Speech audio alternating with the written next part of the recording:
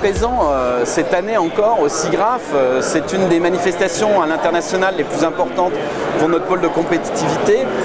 C'est une visibilité extrêmement importante pour nos entreprises puisque c'est là notamment où elles sont en contact avec les plus grands donneurs d'ordre internationaux.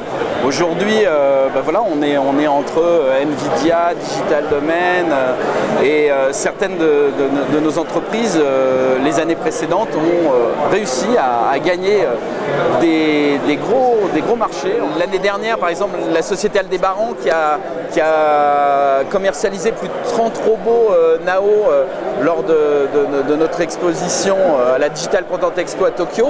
Et puis, un des records, c'est la société McGuffline qui a développé un contrat, un marché avec Universal dans la production de Despicable Me, Moi moche et méchant en France, qui la semaine de sa sortie l'année dernière, en juillet 2010, a été numéro 1 au box-office US. Juste sur le premier week-end, c'est 55 millions de dollars de recettes et c'est 250 emplois qui ont été créés. L'ensemble des contenus a été réalisé dans la région Île-de-France, à Paris.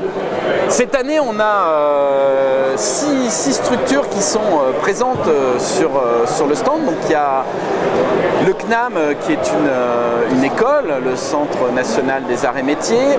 On a également les Gobelins qui sont très présents et qui ont une très forte reconnaissance, notamment en Amérique du Nord. Et puis des entreprises, alors des entreprises récentes, je pense à l'Aster avec ses technologies de lunettes de réalité augmentée. C'est Dynamic 6 sur la motion capture faciale, c'est Golem pour tout ce qui va être intelligence artificielle pour gérer des groupes d'individus, de foules. C'est Microsimage, on s'en rappelle qu'il y a eu avec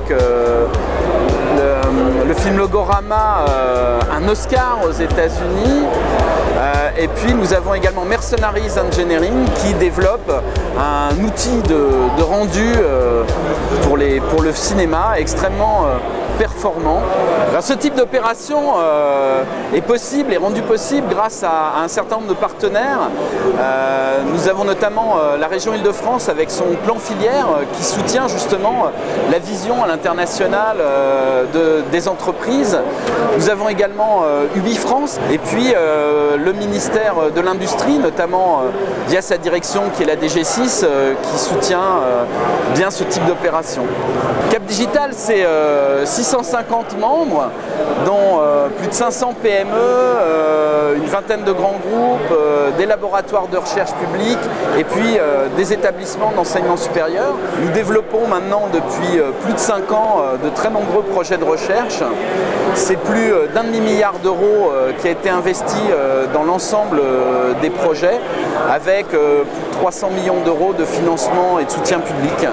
C'est le cluster français le plus important sur les secteurs du numérique. Aujourd'hui, nous avons principalement 9 domaines, 9 communautés de domaines. C'est le jeu vidéo, c'est Easy qui représente le cinéma, l'audiovisuel, la réalité virtuelle, la musique.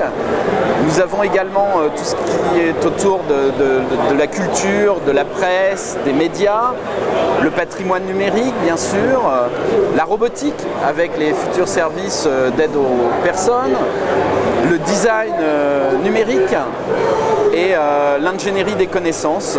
Voilà, ça couvre l'ensemble de ces secteurs qui maintenant, depuis quelques années, se fertilisent entre eux et c'est une des grandes innovations de Cap Digital qui est de faire travailler dans ces projets des entreprises et des laboratoires qui sont issus de ces différents secteurs. Notre présence sur des grandes manifestations comme celle-ci sert aussi à développer des partenariats internationaux, développer un nouveau produit innovant, un nouveau marché, développer notre emploi grâce à ce positionnement sur des futurs secteurs. Le numérique va très très vite, on ne sait pas exactement ce qui sera vraiment porteur dans 5 ans, dans 10 ans et c'est justement cette cross-fertilisation qui va nous permettre d'être en pointe dans le futur.